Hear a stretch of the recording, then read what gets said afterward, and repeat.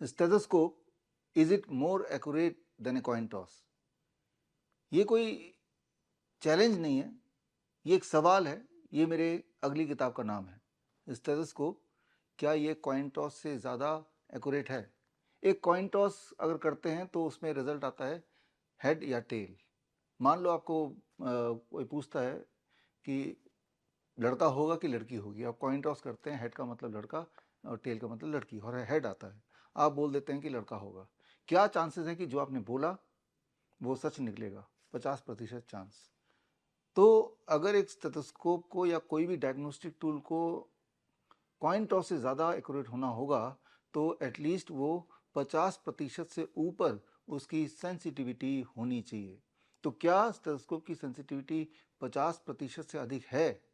इस सवाल का जवाब मेरी अगली किताब में, किताब का नाम है stethoscope, is it more accurate then the coin toss. इस किताब की रिलीज मैं करने जा रहा हूँ 23 जुलाई को, चंद्रशेखर आज़ाद जयंती, बाल गंगाधर तिलक जयंती के दिन 11 बजे आप मेरे साथ जुड़िए और आपको मैं बताऊंगा ऐसी बारीकियां जिनको समझने के बाद आप ये समझेंगे कि पिछले कई सालों से, लगभग जब से आप पैदा हुए हैं, जब भी आप किसी डॉक्टर के पास गए हैं, सबसे पहले आपका सामना स्टेथोस्कोप से ही हुआ है और उसके बेसिस पर ही डायग्नोस हुआ है और अक्सर उस डायग्नोसिस के बेसिस पर ही इलाज हुआ है।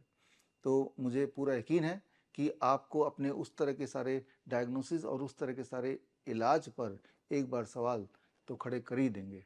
तो खैर, आप कमेंट में लिखिए कि क्या हो सकता है इस सवाल का जवाब। Stethoscope, is it more accurate then a coin toss? इसमें कोई मैं चैलेंज नहीं रख रहा हूँ, इसमें ना ही कोई राशि इनाम की है, क्योंकि इससे पहले जो मुझे फॉलो करते हैं लगातार उन्हें पता है मैंने इससे पहले 7 चैलेंज दिए थे और राशि हमने 10 लाख रुपए फॉर ईच चैलेंज रखा था, 70 लाख। अभी तक कोई भी इन 7 में से किसी भी एक चैलेंज को क्लेम करने नहीं आया, जिसमें प्रमुख चैलेंज ये था कि अगर कोई पागल कुत्ता काट ले या रेबीज़ वाला कुत्ता को काट ले, उसके बाद अगर आप रेबीज़ का वैक्सीन लगाएंगे तो आपके मरने के चांसेस घटेंगे नहीं बल्कि बढ़ेंगे। कोई मुझे गलत साबित करेगा तो मैं उसको 10 लाख रुपए दे दूंगा।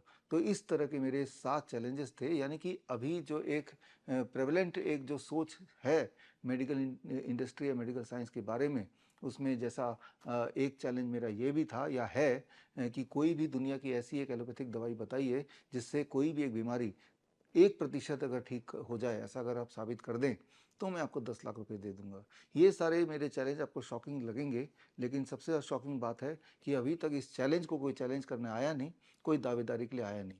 तो खैर, मैं जानता हूं कि जो मैंने वो 7 चैलेंज रखे हैं, पुख्ता सबूत के साथ रखे हैं, और सबूत पर मैंने किताब भी अभी रिलीज़ की थी पिछले महीने, मेडिकल सुपरस्टिशन किताब का नाम, जिसमें 7 चैलेंज और उन चैलेंजेस को डिफेंड करने के लिए उनसे संबंधित एविडेंस भी मैंने उस किताब में डाले, जो ऑनलाइन अवेलेबल है, अमेजन में है, फ्लिपकार्ट में, मीशो में, मेरी वेबसाइट में आप खरीद सकते हैं और आप देख सकते हैं कि अभी जो मेडिकल इंडस्ट्री चल रही है, अभी तो क्या, जब से आप पैदा हुए हैं, अगर आप एलोपैथी के हॉस्पिटल में पैदा हुए हैं, जो भी कुछ आपके साथ हुआ या होता आ रहा है, जैसे एक बच्चा जब पैदा होता है, पैदा होते ही उसकी वैक्सीनेशन शुरू हो जाती है। तो एक चैलेंज मेरा ये भी था या है आज भी कि किसी भी तरह के वैक्सीन से इंसानियत को किसी भी प्रकार का कोई फ़ायदा हो, ऐसा अगर कोई साबित कर दे तो मैं 10 लाख रुपए दे दूंगा। बहुत ही स्ट्रेट फॉरवर्ड चैलेंज है, ऐसा कोई एविडेंस दिखा दे, और अभी तक कोई भी दावेदार आया नहीं, और मुझे पता है कि आएगा नहीं, क्योंकि आएगा तब जब कोई इस चैलेंज को साबित करने के लिए, गलत साबित करने के लिए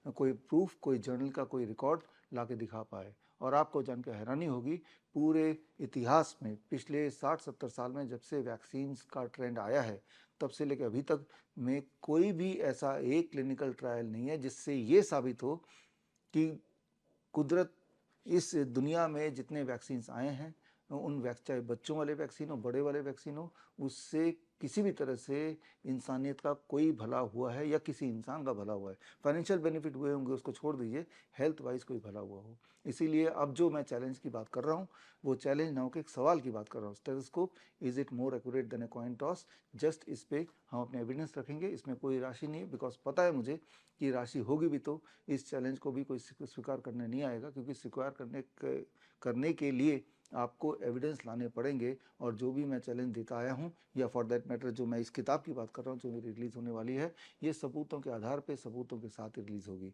लेकिन आप ज़रूर आइए 11 बजे 23 जुलाई मेरे साथ जुड़िए लाइव।